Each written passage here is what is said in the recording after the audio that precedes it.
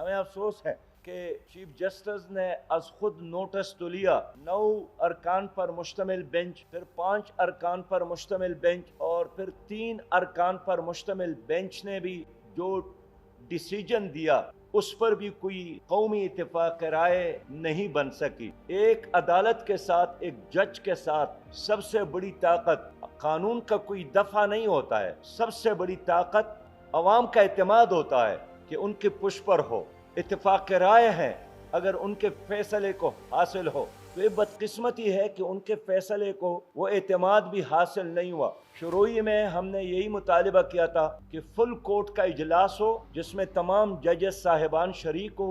उस फैसले के आने के बाद किसी को भी इख्तियार नहीं है कि उसमें कोई कीड़ा तलाश करे, उस पर तहफ़्फ़ुज़ात का इजहार करे। लेकिन मुझे अफसोस है कि जिस तरह मुक़न्निना एक पेज पर नहीं है, उसी तरह जजेस भी एक पेज पर नहीं रहे और अब मुल्क एक गैर यकीनी सूरत हाल से दो चार है। मैं फिर कहूँगा कि उजलत में कोई फैसला करने की बजाय सियासतदानों ही पर छोड़ा जाए। अगर 100 बार भी डायलॉग हो और उसमें कोई हल ना निकले तो फिर भी आपस में लड़ने की बजाय मजीद डायलॉग की जरूरत है।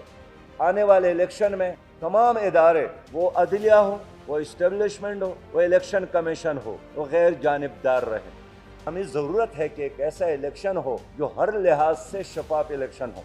सुप्रीम कोर्ट के सामने हमने एक रोड मैप भी दिया है कि इलेक्शन कब होना चाहिए और यही वजह है कि हमने दलील की बुनियाद पर सुप्रीम कोर्ट से बात की कि आईन का हम एहतराम करते हैं। अगर आप लोगों ने खुद 90 दिन को 105 दिन बनाए हैं तो अब 105 दिन को 205 में तब्दील करना भी कोई बड़ी बात नहीं है। सियासी जमातों के साथ इस वक्त जो वक्त है इसको ज़ाया नहीं करना चाहिए और अगर कोई ये समझता है कि हम रहेंगे या वो रहेंगे तो ये मुल्क हम सब का है।